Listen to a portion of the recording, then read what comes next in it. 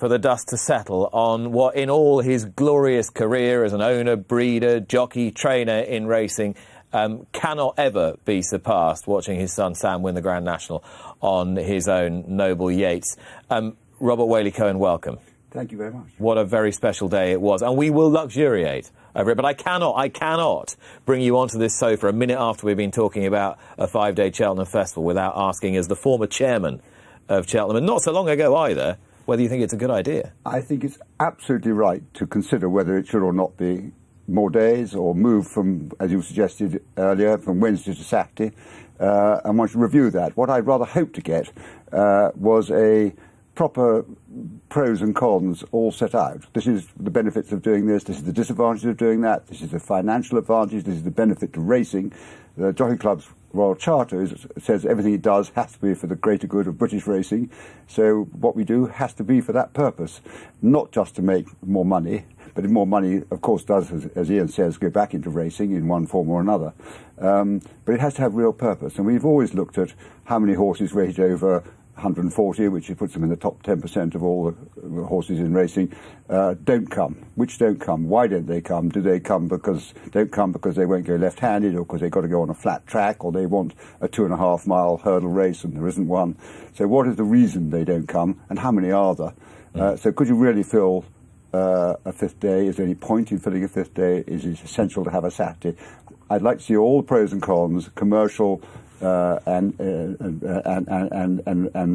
for the better good of racing. Do you have a rough idea about how much a fifth day would generate extra? In my view, I think one's betting the farm on it, but no, I don't, is the answer. I don't necessarily think it'll generate any more money.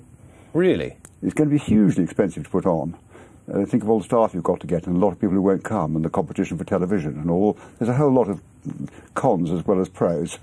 So I'm sensing from what you're saying that, given your fairly in-depth knowledge of the place, you wouldn't be in favour of it. I think, on the information I have at the moment, I wouldn't be in favour. But I think there's a lot of information that's still missing, which is why I think we should before we get asked to make a decision as a jockey club, and I hope it is made by the jockey club and not by the executive.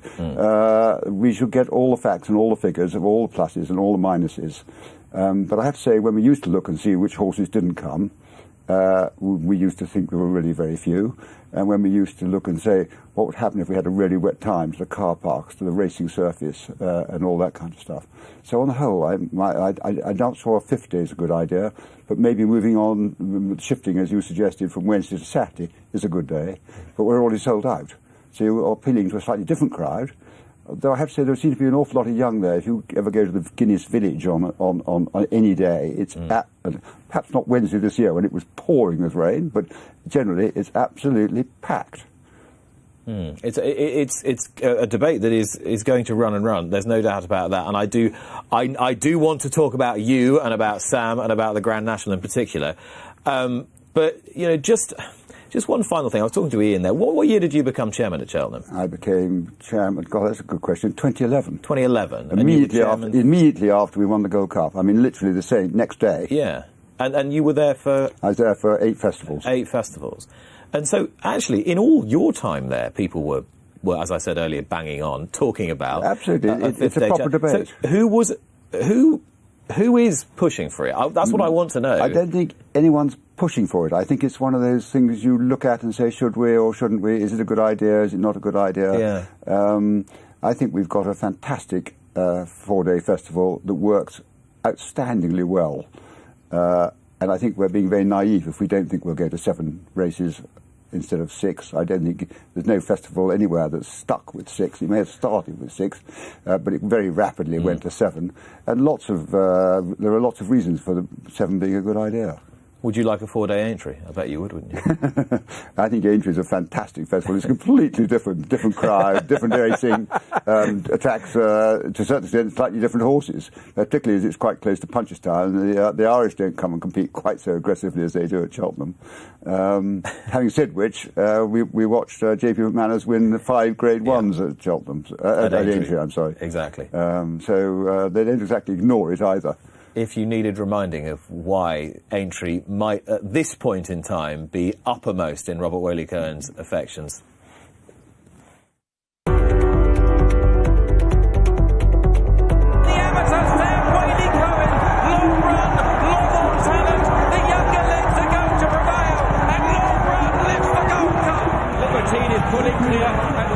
was right away for Sam Waley-Cohen to win the Marbella Fleet.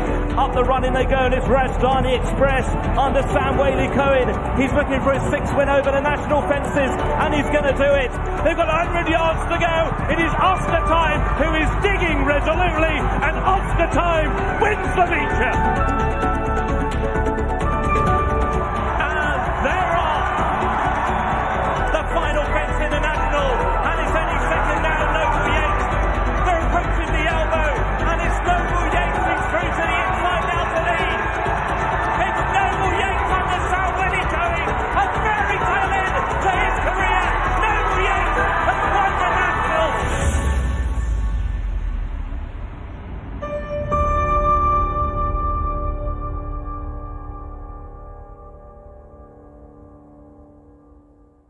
There can have been few prouder moments in sport, never mind horse racing. Robert Waley-Cohen and son Sam celebrating the victory of Noble Yeats last week. Robert, there have been so many special days, so many days suffused with such significance. But did you ever imagine that this was one that couldn't really happen? It was too much of a dream. You could not make it up, as Sam said. I mean, you just couldn't. You say for somebody to have a full-time job, to ride about 30 races under rules in a year, to say on the Thursday that whatever happens next, he's going to retire after the Grand National, and then to go and win it, it's not imaginable. You couldn't write it. What came through to me so strongly is, and I know we all love our children. You have immense love for your children, but your absolute admiration for Sam as a man as well as a rider. Well, he fills every minute with 60 seconds and every hour with 60 minutes. I mean, he really does pack everything in he possibly can, and he's incredibly dedicated to everything he undertakes. And for that, for those of us who like being a bit more idle, I have full of admiration. And has he always been like that? Has he always been like that? Yeah. I think he pretty much, I think he's been, it's hard to know whether he's always been like that, but he's always had a huge curiosity and a huge joy out of life. And I think that's really helps one all the way through. But I mean, he's obviously been, as we all have, massively influenced by our losing Thomas in 2004, and saying, actually, in relation to everything else that's going on in our lives, that is so, make the most of it. Mm. Then everything else is relatively unimportant. Make the most of the time you have. Roger Varian was talking earlier on about the way a family tragedy can draw you together, can bind you together, and you either get stronger for it or you recoil from it. Clearly, for all of you, you harness that strength very positively. I think he was an absolute inspiration for us. I mean, he always was a sort of conscious that time was short and you just had to get on with things. And it was no good saying, funny enough, at his memorial service, one of his contemporaries said, wouldn't it be nice one day, he said they'd had a chat as schoolboys at school, saying, wouldn't it be fun to go and see Barcelona play Real Madrid in Spain? And sort of chatting about it, what would be great to see a fantastic football match.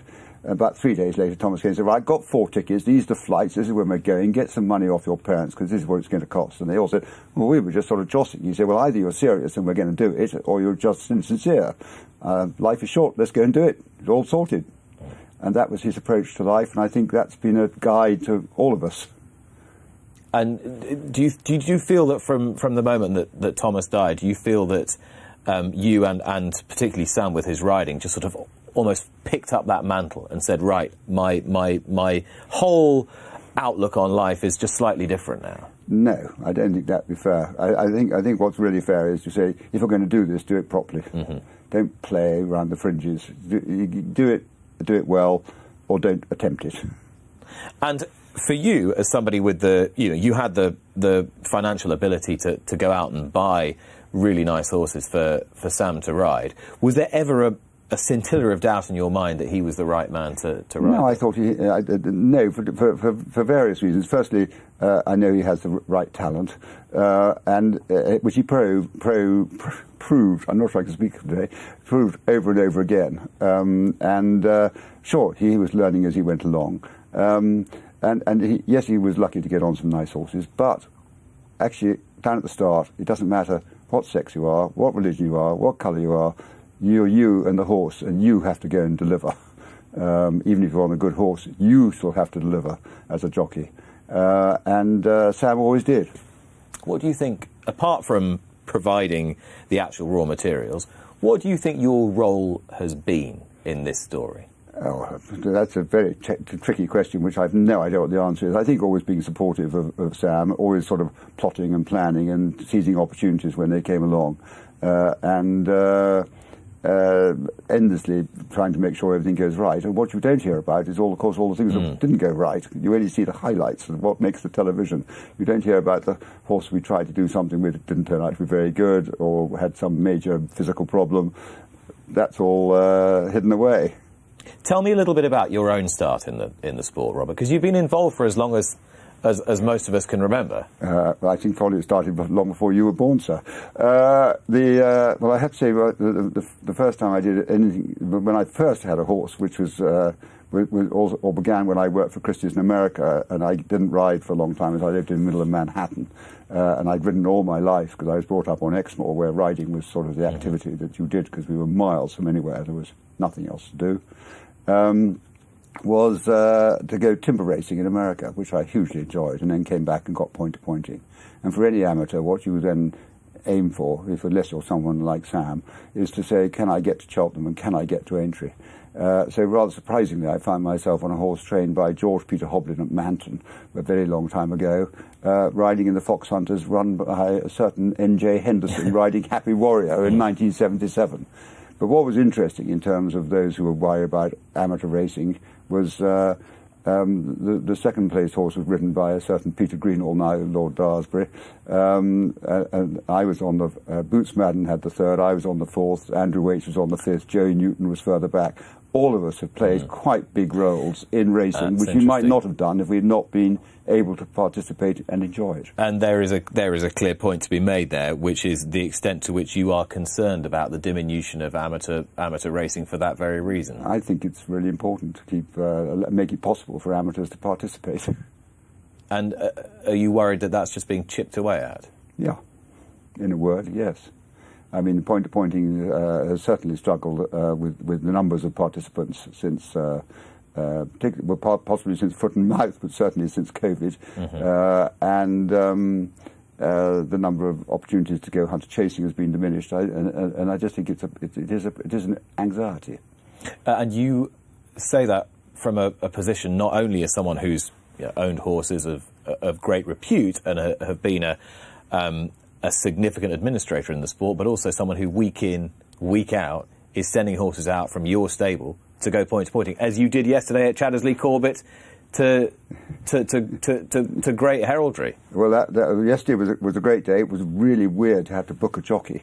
I'd never. So James King won, didn't he? James King won on a homebred horse of ours, and to win the Lady Dudley Cup, which is the biggest point-to-point race, certainly the most valuable, and it's got the most enormous cup dating back to the 1920s.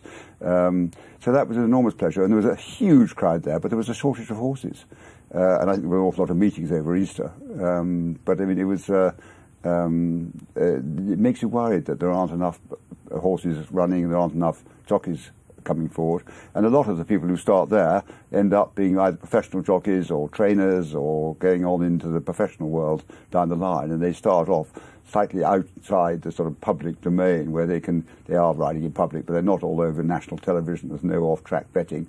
And then they go on to do distinguished and greater things as time goes on. And of course that cry, where are all the horses, is one that we hear an awful lot at the moment, not just in point-to-pointing, but obviously on the flat and over jumps and at the Cheltenham Festival, where they have 4 runners in one novice chase and 5 in the other.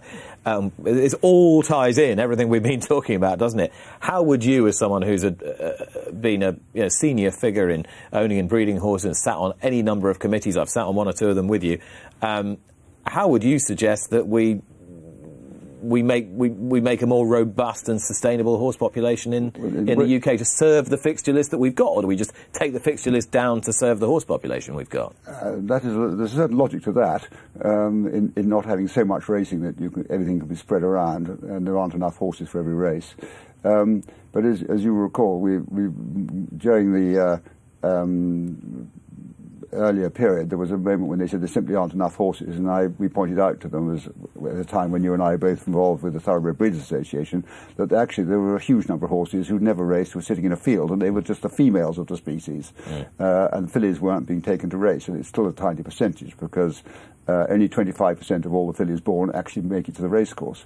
And there's been a huge promotion in the UK to get mares racing, and I think the introduction of 3 races at the Cheltenham Festival we were talking about earlier has actually had a really good effect, because you could talk to some trainers who said, I've never had a filly, they're more tricky to train, they go off in the spring, but I can't be champion trainer unless I've got a filly, and there's 3 races at the festival, I can't win unless I have a filly. And there's 1 or 2 trainers now saying, I'll only buy a filly that's qualified for the Great British Bonus, known to its friends as rather catchily as GBB, and that's had a huge impact on the price of the fillies, therefore the economics of producing them and the desirability of racing them. And I'm rather hoping, in order to boost the British breeding, that actually the same is introduced for geldings as well as fillies. Of course, you give with one hand and you take away with the other, because there will be a lot of people who justifiably say, well, hang on a minute, these mares only races at the Cheltenham Festival, they're not the most competitive, they're not necessarily the most stimulating. What would you say to that? I think they enjoy the racing as much as I do. I think the mares are incredibly competitive. And you ask the owners of Annie Power or the owners of Epatante or the owners of Honeysuckle whether they're not competitive, I think they say, I think you'll find they are quite competitive. They were winning against geldings. They also won against fillies. And we all remember Annie Power falling in the mare's race before she went on to the champion hurdle. So they're being tried against fillies first, and then they find they can defeat all the fillies. They try and say, I wonder if I can defeat the geldings. I never hear anybody saying we shouldn't allow fillies in the Derby. There is the Oaks, but they're actually allowed to run in the Derby, and they're allowed to run in the Arc de Triomphe. And we all remember the great Noble doing great things there. Cape Verde, I think, was the last filly to... might not be the last filly to run in the Derby, the last high-profile one anyway, 98, I think it was. But there's no reason why they shouldn't. I want to dial it back to Aintree, and particularly the chocolate and orange silks around Aintree, culminating gloriously in last weekend's events. Did that love affair begin for the Waley-Cohen family with you in the Fox Hunters in '77? I think every child is highly influenced by the thwarted ambition of the parent. And yes, I longed to do well at Aintree. I managed to ride there 3 times. I managed to fall off at Beecher's Brook one year. And there's a great photograph of Peter Greenall and me going over Beecher's, which was taken from, of course, the most advantageous angle. So it looks absolutely towering fence. It was pretty big in '77. It was a couple of years after, but it at least had a sign written up next to it saying Beecher's Brook, so there was no doubt which fence it was. I have to say, I think we were last and second last, but that's by the by. It was a very good photograph. I think I've always thought that was the absolute pinnacle of everything you could achieve. And all our year has been geared around winning at the festival and winning at Aintree, and everything else has been slightly incidental. So was that a very strong motif, a very strong background against which Sam was growing up? Absolutely.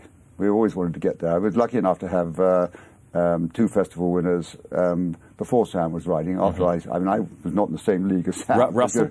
I had Russell in '89 and Caterina in '99, but we also won a Topham with Won't Be Gone Long with Richard Dunwoody on board. So, that's right. A very, very long time ago. And he was the horse and jockey that got caught up with the tape in the event of whichever year it was, 1993. So we've been trying for a very, very long time. Yes, I think you can still hear the muffled cries of Keith Brown going, "The tape's round the jockey's neck!" And that was Richard Dunwoody. That was Richard Dunwoody. I have to say, I got terrible flu that day because it was slightly drizzling, and I rushed down for start to see what was going to happen. And I knew Richard would really struggle to do light, and I thought, actually, as a good preparation for a race, standing in the drizzle while they decide whether they're going to run it again is not good. So I took off my overcoat, gave it to him. I got flu, and they didn't run the race again. And, of course, you made winning races around the national fences with a former Triumph Hurdle winner fashionable before anyone had heard of Tiger Roll, before Tiger Roll was a twinkle in authorised eye. Well, yes, that's a nice way of expressing it. Well, Caterina was a very unusual horse. I only got to buy him because it was one of Anthony Bromley's very earliest commissions to buy a really nice chaser from France. And when it arrived at Henderson's yard, everyone said, "That's too small, never make a chaser." sponsor. And I was down there because I had another filly with him called Makunji, also a French filly. And the long and the short of it, I went down there several times over a period of 2 or 3 months, and Nicky hadn't sold it. And his head lad, Corky Brown, said, "You ought to really buy that one. It really jumps well." And we were lucky enough to win the Triumph Hurdle. And actually, they went to Punchestown and won the Grade 1. And my slight dismay, considerable dismay, I think, we took him to France to try and scoop all the Grade 1s for 4-year-old hurdlers. And at that moment, the French had a programme where you got penalties if you'd won a Grade 1. So he actually had to give £3 and finish second with Mick Fitzgerald on board. So who was also on board when he won the previous 2 races. But then he had all kinds of issues. I mean, leg issues, breathing issues, all kinds of issues. He did win a listed chase, his first chase at Newbury on those days Hennessy Gold Cup. We retired him. And we took him off to. My daughter tried eventing him, which he didn't really love. So I just said, well, let's use him as a lead horse, and it all went rather well. And we won 2 points, and then we said, right, we're qualified for Aintree. Let's go, give it a go. And actually, he bolted up. He bolted up 2 years in a row. Actually, he was very fragile. We only ran him over an extended period in 6 races, and 3 of which were the Fox Hunters, and he won 2. And in fact, the second one he won without no intervening race, because we couldn't get him onto a race course until the second Fox Hunters. And Katie Maul, as she was then, Katie Humphrey, as she is now, did an amazing job getting him ready for that second run. And then we had to skip the next year because he got injured again and ran in only 1 point to point. And so he went back again, having not run another race, and came second.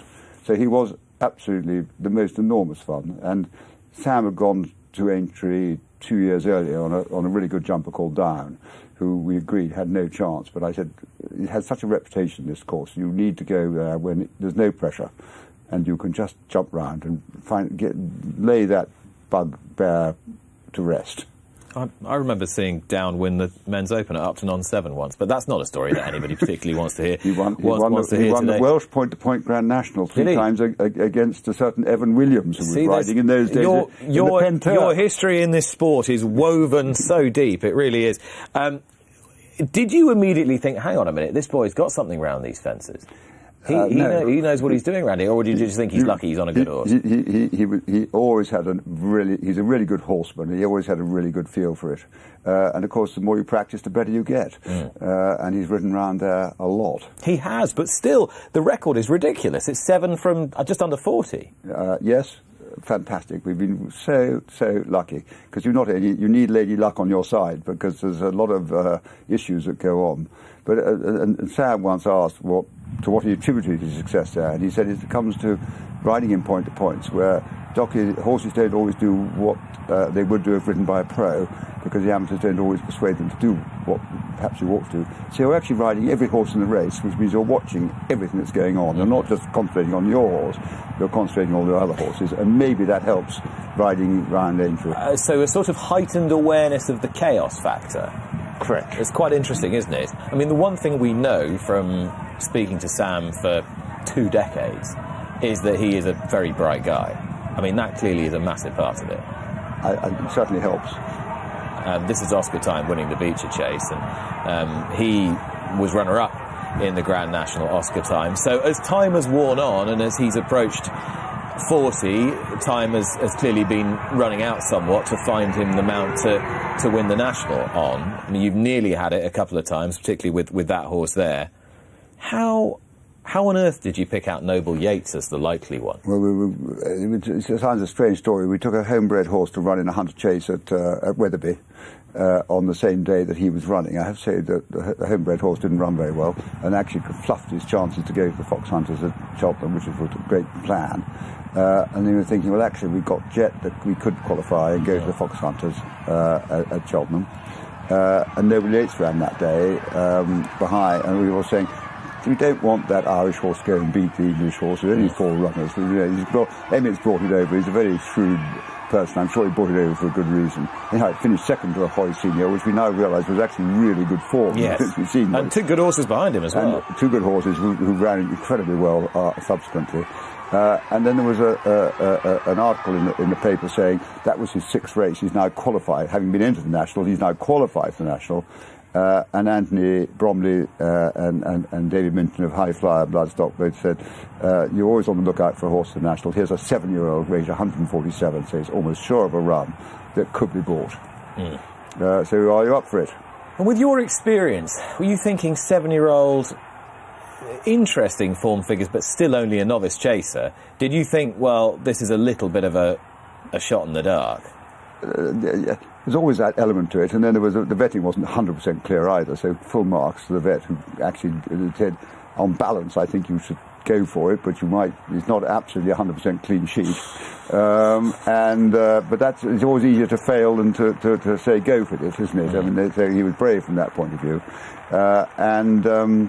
I think I sort of sat there thinking, Jet's raised 147. He gave Sam a fabulous spin last year, but he's 11 years old and he's probably slightly on the downgrade.